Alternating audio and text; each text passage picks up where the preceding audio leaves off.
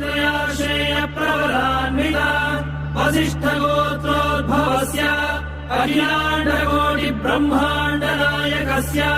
Shri Sachchidanand स्वरूपस्य सूर्यवंशपावनस्य श्रीमदिक्ष्वाकुकुलवंशोद्भवस्य Shri रघुमहाराजवर्मणः प्रपौत्राय अजमहाराजवर्मणः पौत्राय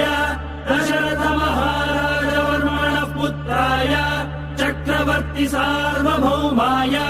श्रीमहाविष्णु अवतारभूताय